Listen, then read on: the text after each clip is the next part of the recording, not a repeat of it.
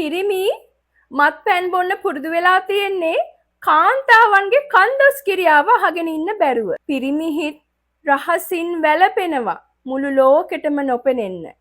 ගොඩක් ගෙවල් වල කාන්තාව පුරුදු වෙලා ඉන්නවා පිරිමියා මත්පැන් ටිකක් බීලා ආවට පස්සේ මේ ලෝකේ තියෙන සියලුම නරක අන්වර්ථ නාම වලින් මේ මිනිස්සයාට බැනලා ඒ මිනිස්සයාව හංවඩු ගහන්න.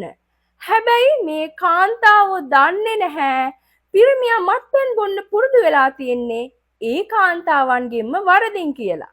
පිරිමියා කියන්නේ 1000ක් ප්‍රශ්න ඔළුවේ තියාගෙන ඉන්න මිනිස්සෙක්.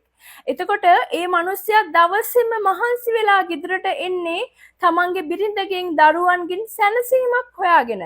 හැබැයි ගොඩක් පිරිමින්ට සිද්ධ වෙන්නේ ගේ දොරකඩින් ගෙට ඇතුළු වෙන්න වෙන්නේ නැහැ. තමන්ගේ බිරිඳෑවරු දවසේ සිදු වුණු නරකම සිද්ධි ටික එක හුස්මට ඒ මිනිස්සයාට කියාගෙන යනවා. ඒ මිනිස්සයාට ගෙට ගොඩ වෙන්නවත් සිද්ධ වෙන්නේ නැහැ. කලකිරීමෙන් මානසික පීඩනයෙන් ඉන්න මිනිස්සයා ගෙට ආවම අහන්න බලාපොරොත්තු වෙන්නේ කාන්තාවගේ සියුමැලි වචන ටිකක්. හැබැයි ඒ වෙනුවට ඔහුට ලැබෙන්නේ ඊටත් වැඩිය දසදහස් ගුණයක ප්‍රශ්න ටිකක්. ඉතින් ගෙදර පිරිමියා ගෙදර එනවා වෙනුවට හවසට පුරුදු වෙනවා බාර් එකේ බෝතලෙත් එක්ක තනි වෙන්න.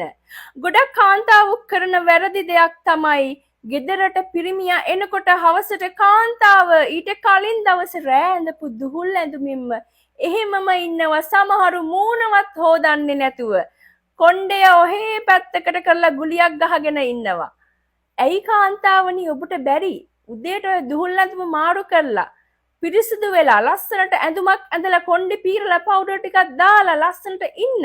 ලස්සනට ජීවත් වෙන්න මහා ගොඩක් සල්ලි අවශ්‍ය කරන්නේ නැහැ. ඔබට තියෙන ඇඳුමද දෙකද? ඒක පිරිසිදුව හොදලා වේලලා ලස්සනට ඒක අඳින්න. ඔබට ගාන්න පාවිච්චි කරන්න ගොඩාක් මිල අධික දේවල් නැත්තම් අඩුම තරමේ පවුඩර් ටිකක් හරි පාවිච්චි කරන්න. ගෙදරට පිරිමියා එනකොට ප්‍රියමනාප කෙනෙක් විදියට ඔබ ඉන්න. විවාහයට පෙර ඔබ ලස්සනට ජීවත් වුණා නම් ඒ විවාහයෙන් පසු දරුවන් ලැබුණාට පස්සේ ඔබවම ගැන හොයන එක නතර කරලා ඔබවම අත්හැරලා තියෙන්නේ. මහර කාන්තාවෝ කියයි අපිට දරුවෝ ඉන්නවනේ අපිට ගෙවල් වල වැඩ තියෙනවා ප්‍රශ්න තියෙනවා කොහෙද අපිට අපි ගැන බලන්න වෙලාවක් කියලා. එහෙම දේවල් නෑ කාන්තාවනි.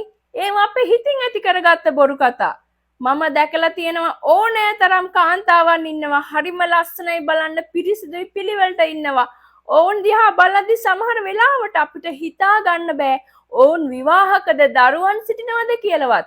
ඔවුන්ට මම කියන්නේ ශ්‍රියා කාන්තාවන් කියලා. ඔබ මුලින්ම සුන්දර කාන්තාවක් වෙන්න. එතකොට හවසට බාර් ගානේ බෝතලේ එක්ක තනි වෙන්න පුරුදු වුණු ස්වාමි පුරුෂයන් ඔබ හොයාගෙන ගෙදරට දුවගෙන එන්න පුරුදු වේවි.